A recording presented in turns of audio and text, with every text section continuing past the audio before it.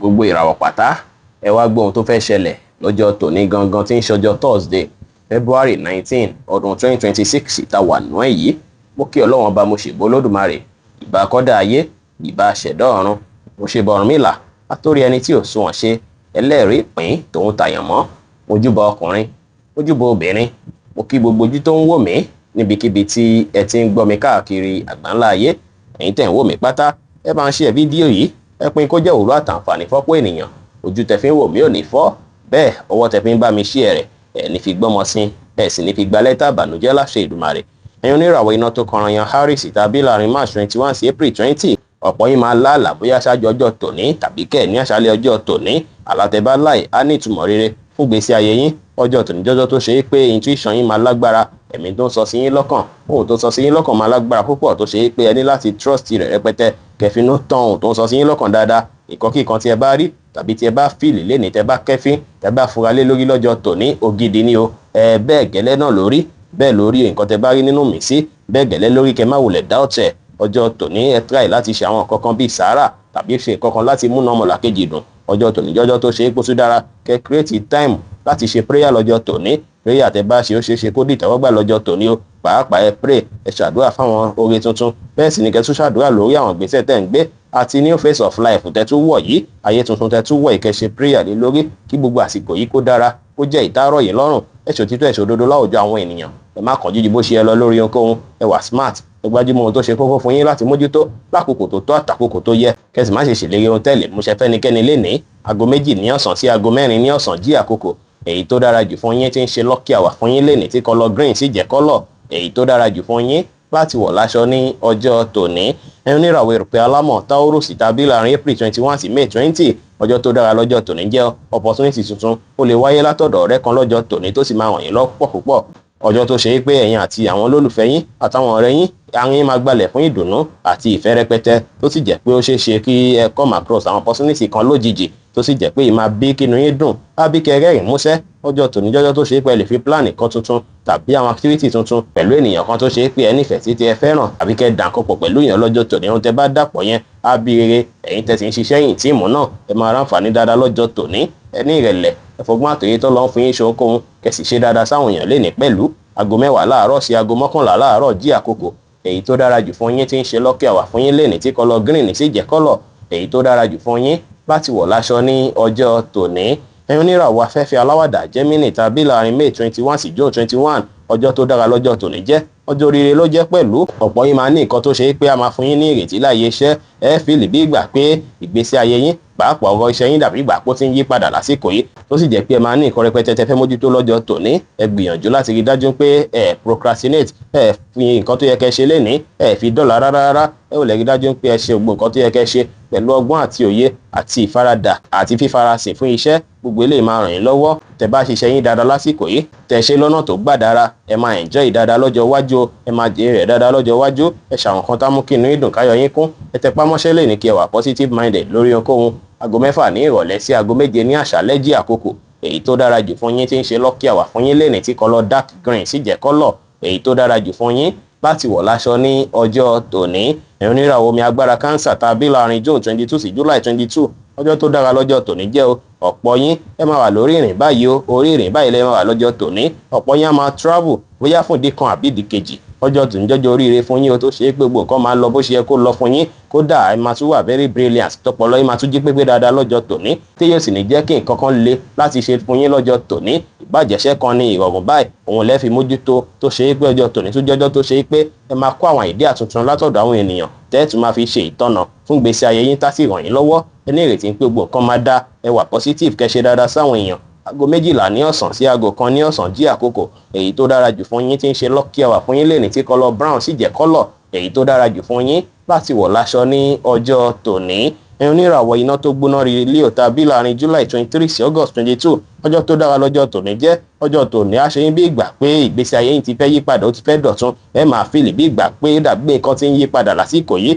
Àwọn ìdí àkọ́kọ́ tó ṣeé ṣe kó bí ìpòpadà fún gbèsè ayé yín ó lè máa wá sí yín lọ́kàn tó ṣe pé tí ẹ bá tẹ̀lé ẹ máa experience ìpòpadà yẹn lórí àwọn ìdí náà. Ọjọ́ tòní jọjọ́ tó ṣe pé ọ̀pọ̀ yín máa wà nínú ìbáṣepọ̀ gidi pẹ̀lú àwọn tó jẹ́ àná yín tàbí kí ẹ jọ jíròrò lórí àwọn kankan lọ́jọ́ tòní. Ẹ ṣe dáadáa sáwọn èèyàn kí ẹ ní ìrẹ̀lẹ̀, ẹwà determine kẹsì báwọn èèyàn ṣe pẹ̀lú àwàdà àti ẹ̀rín. Aago 4 ní ìrọ̀lẹ́ sí aago 5 ní ìrọ̀lẹ́ jí àkókò èyí tó dára jù fún yín tí ń ṣe lucky hour fún yín lẹ́ni tí kọ́lọ̀ orange sì jẹ́ kọ́lọ̀ èyí tó dára jù fún yín láti wọ̀ láṣọ ní ọjọ́ tòní. ẹ̀yin oníràwọ̀ erùpẹ̀ funfun Virgo tàbí láàrin August 23 sí September 23 ìbáṣepọ̀ tó wà láàrin èèyàn tó lólùfẹ́ yín á túbọ̀ wọnú ara sí dáadáa lọ́jọ́ tòní o. ọjọ́ tòní ó dára kẹ́ lọ àkókò àti ìgbà pẹ̀lú wọn. àkókò àti ìgbà tẹ́ bá lò pẹ̀lú wọn yìí oore ló máa fi ṣe fún ìbáṣepọ̀ yín o. tàbí kí ìbáṣepọ̀ yín wọnú ara dáadáa àsìkò yìí lẹ́ẹ̀ fìfẹ́ hàn sọ lólùfẹ́ yín tẹ́sì fi hàn fún wọn pé lágbájá mo nífẹ̀ẹ́ rẹ mo sì kí ẹ̀ fún ẹ púpọ̀ púpọ̀. ẹ̀yin tẹ́ jẹ́ single tẹ́ fẹ́ wọ ìbáṣepọ̀ tuntun lọ́jọ́ tòní ẹ ní láti wà careful dáadáa ẹ ṣèwádìí bó ti tó àti bó ti yẹ ṣáájú kẹ́ tó ní lágbájá yìí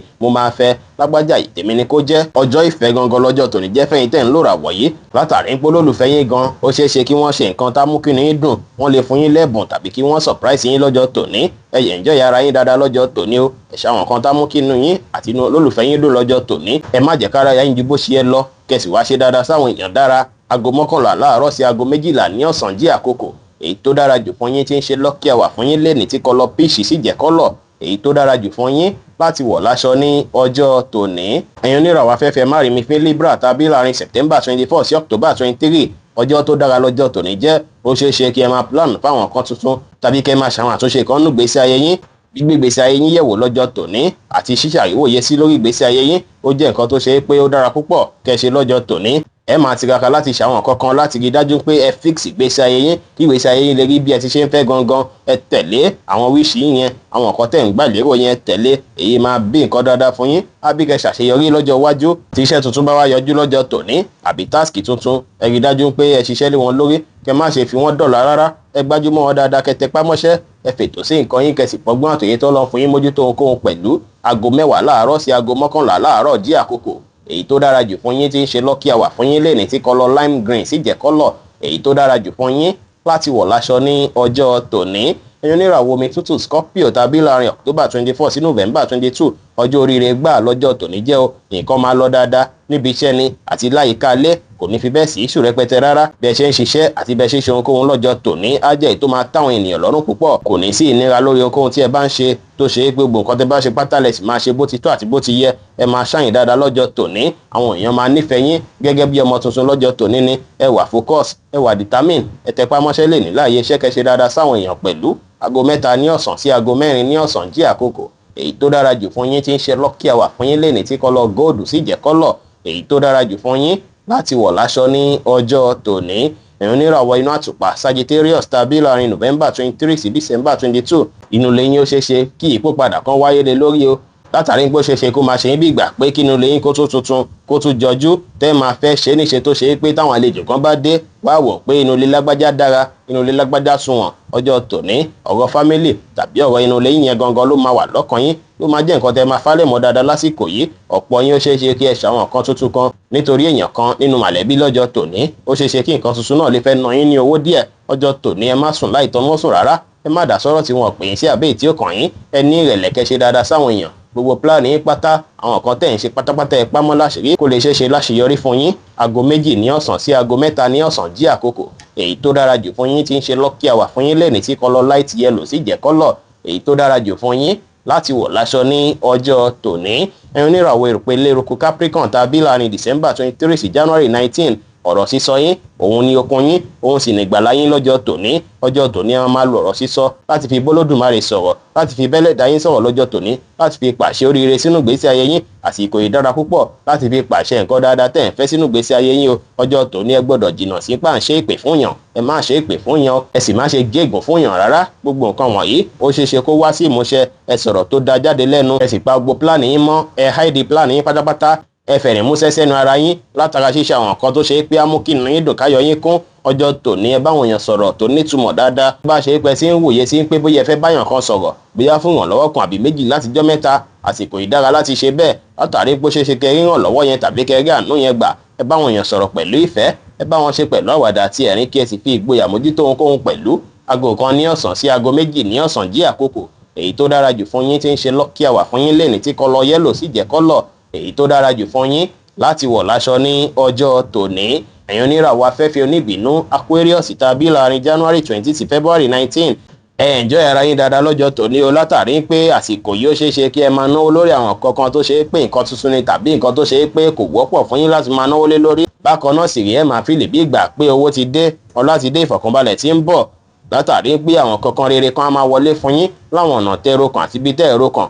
Gbogbo nǹkan dáadáa tẹ wá náwó lé lórí lásìkò yìí ó ṣeé ṣe kó wọ̀nyí lọ́wọ́ dáadáa lọ́jọ́ iwájú, kó bí ìdùnnú fún yín lọ́jọ́ iwájú. Ẹ wá ṣọ́ra ṣe, ẹ ṣọ́wó náà kẹ má ṣe nànà àpà, ẹ má náwó lórí àwọn kan tí ó tọ́ rárá lọ́jọ́ tòní o. Àsìkò tó dára jù fún yín rèé láti gbájúmọ́ṣẹ́ kẹ lè ráǹfààní àtòrè gbámú. Ẹ ṣe dáadáa sáwọn èèyàn, gbogbo plan yín kí ẹ pamọ́ láṣìírí kó lè padà rí bí ẹ ṣe ń fẹ́. Aago 1 ní ọ̀sán sí aago 2 ní ọ̀sán jí àkókò. Èyí tó dára jù fún yín tí í ṣe lucky hour fún yín lẹ́nìí tí kọ́lọ̀ green sì jẹ́ kọ́lọ̀ èyí tó dára jù fún yín láti wọ̀ láṣọ ní ọjọ́ tòní. Ẹ̀yin oníràwọ̀ omi tí kì í ru Pisces tàbí láàrin February 20 sí March 20. Ọlọ́run ò yọ yín kú òun olóríire òní o. Ọjọ́ tòní inú yín máa dùn láti inú wá. Ara àwọn kan dùnnú, àwọn kan tó dàbí ròyìnròyìn àtijọ́ mẹ́ta, àbá àwọn kan tó dì sí lọ́kàn látijọ́ mẹ́ta, gbogbo ẹ̀ pátá lè kásẹ̀ ńlẹ̀. Ọjọ́ tòní ẹ máa méèkì owó dáadáa tó ṣe é pé àwọn blessing tuntun, àwọn opportunity tuntun máa wáyé. Ọjọ́ tòní jọ́jọ́ tó dára púpọ̀ fẹ́yìn tẹ́ ń lò ràwọ̀ yìí. Ẹ máa wà active spiritually and physically tó ṣe é pé ó wá ṣeé ṣe káwọn kankan wà tó ṣe é pé máa fẹ́ gbájúmọ́ tó máa fẹ́ ná yín ní owó díẹ̀. Ẹ má ṣe ròyìnròyìn rẹpẹtẹ látàrí pé máa wà capable láti mójútó àwọn tó jẹ́ bí àbúrò àbí ẹ̀gbọ́n yín tàbí àwọn kan tó súnmọ́ yín. Ó ṣeé ṣe kó ṣe yín láwọn àǹfààní kan àbáwọn oore kan lọ́jọ́ tòní tó ṣe é pàṣẹ àwọn kan tó ṣe é pé àti expect rárá tásìmù kí inú yín dùn káyọ̀ yín kún. Ẹ múra dáadáa lẹ́nìí kí ẹ dùn rí lójú. Ẹ ṣe dáadáa sáwọn èèyàn kí ẹ bá àwọn èèyàn sọ̀rọ̀ pẹ̀lú ìfẹ́. Aago 2 ní ọ̀sán sí aago 4 ní ọ̀sán jí àkókò. Èyí tó dára jù fún yín tí ń ṣe lucky hour fún yín lẹ́nìí tí kọ́lọ̀ orange sì jẹ́ kọ́lọ̀ èyí tó dára jù fún yín láti wọ̀ láṣọ ní ọjọ́ tòní. Bí ó ṣe jẹ́ nìyẹn fún gbogbo irúfẹ́ ìràwọ̀ 12 tó wà pátá. Ẹ̀yin tẹ́ ń wò mí pátá ẹ má gbàgbé pé Ọlọ́run bo Olódùmarè nìkan lọ́ba tó ní ìmọ̀ jùlọ. Ẹ̀yin tẹ́ fẹ́ ṣèwádìí onírúurú láǹfààní àti kàn sí wa ní WhatsApp 09033897161. Ire gbogbo ajẹ́ tiwa lónìí, lọ́sẹ̀ yìí, lóṣù yìí àti ní gbogbo ọjọ́ ayé wa láṣẹ Ìdùmarè. Ire o.